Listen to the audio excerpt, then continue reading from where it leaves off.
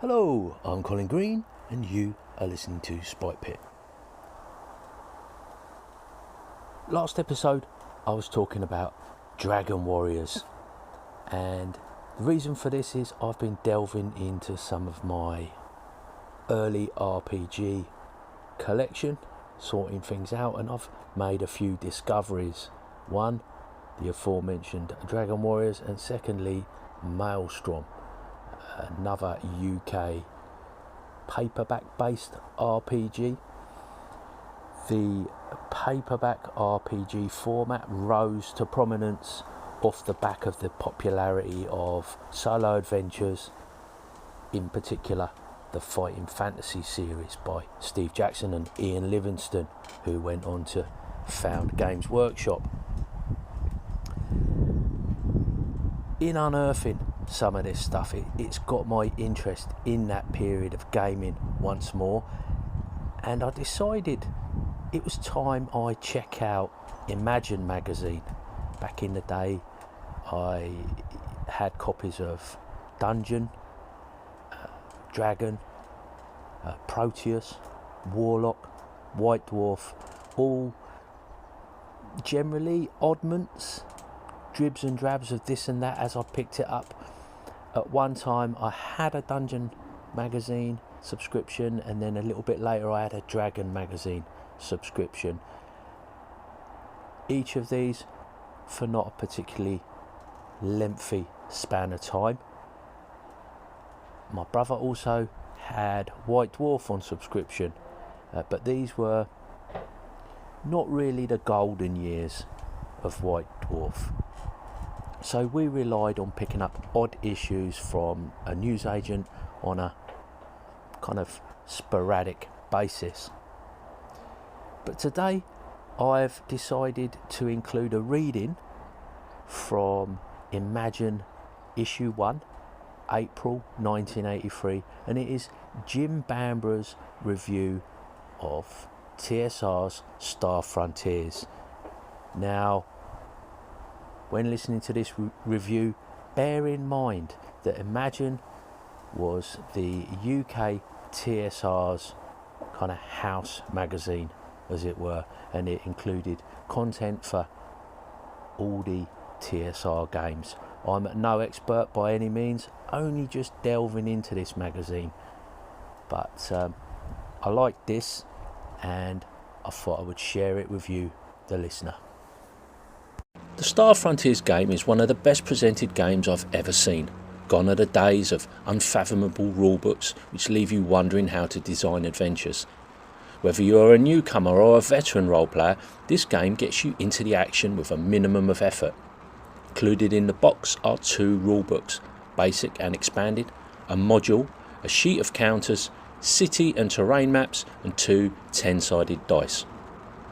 The basic rules introduce the game's background, where humans share space with Dralicites, blob-like amoebas who enjoy philosophy and old jokes, Vrusks, business-minded insects who love beauty, art and music, and Yazarians, ape-like night hunters. 2 fast-paced and easy adventures give the feel of the game and provide hints for further ones. The expanded rules deal with setting up a campaign. Character generation is dealt with by offering players a choice of 13 skills. Characters can either be military, technological or biosocial specialists. Specialisation does not restrict the skills players can learn, but makes those outside of the speciality harder to attain. The experience system is beautifully simple, requiring no complex maths. Points are earned for alertness and good role-playing. These are used to increase skills and requisites.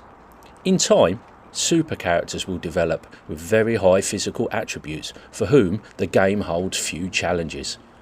An alternative is to increase the cost of improvement once high figures are reached, making it more difficult to enter the superhero bracket. There are a few serious quibbles. The lifespan of the various races stretches credulity.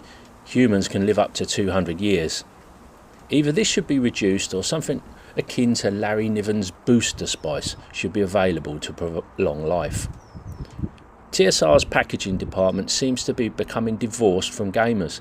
The map for the module is difficult to key under artificial light, and it has been reproduced on the back of the box where players can see it, an oversight that never should have occurred.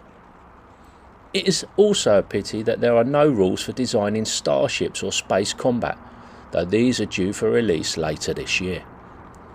Even without starship rules, the Star Frontiers game is one of the best available. It has been designed with an emphasis on playability, and here it succeeds admirably. Its inspiration comes from more pulp fiction than the believable sci-fi on which Traveller is based. Whether this style of play appeals is a matter of personal taste. Players of the D&D game will certainly enjoy it, for in many ways this game is kind of D&D in space.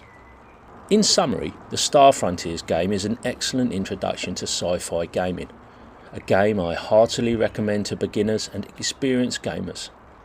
A lot of expertise has gone into the designing of this product, and the result is a very enjoyable and easy to learn game. There is a good reason for putting the Star Frontiers game under the microscope at this time.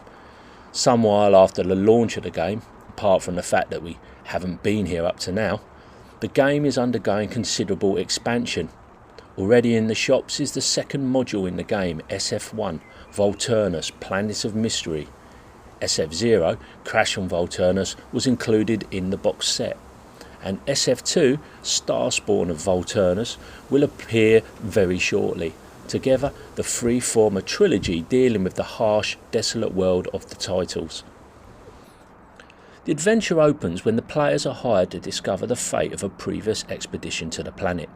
Arriving in the Volturnus solar system, their ship is attacked, forcing them to abandon it. Crashing in the desert in one of the ship's boats, the characters find survival to be of the utmost importance. Contact with a primitive alien race brings relief from thirst, but presents new challenges. A series of rumours in SF1 leads to further exploration and discovery of alien artefacts. Further clues set the scene for SF2, which promises to be interesting. The thought gone into these modules is impressive. Both are excellent examples of introductory adventures, allowing easy assimilation of the rules.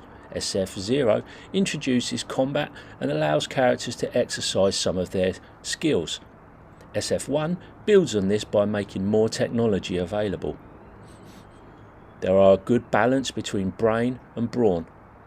Players have to roleplay to survive. Reliance on a blaster is not enough. Fully fleshed out encounters and extensive background data make the referee's job very easy and brings each situation to life. My one criticism is the difference between melee and ranged weapon scores in the two modules. SF0 lists these as total scores, while SF1 gives only the raw score without modifiers. A minor point, but one which can cause confusion. If you enjoy the Star Frontiers game and SF0, you'll want SF1. It's even better. The two are a remarkable introduction to the game, showing its possibilities and providing plenty of excitement. Jim Bambra.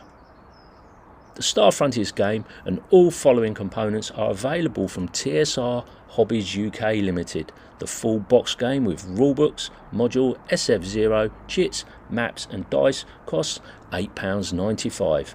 Module SF1 costs £2.95. High praise indeed for Star Frontiers from Jim Bambra there, and that's left me with a bit of a tricky decision. I don't know whether to go back and carry on watching Robin of Sherwood, or pull out my copy of Alpha Dawn and have a flick through. Oh well, we'll find out what happened in a future episode, no doubt. I want to say some thanks to the patrons over on the Spike Pit Patreon for their ongoing generous support, and I want to say thanks to you, the listener, for taking a bit of time out of your day to listen to old Spike Pit. Closing out the show, we've got Runeslinger of Casting Shadows with a little message, so that just leaves me to say take care, and I'll catch you later. Remember, friends, no matter what kind of day you're having, an episode of Colin Green's Spike Pit can make it better.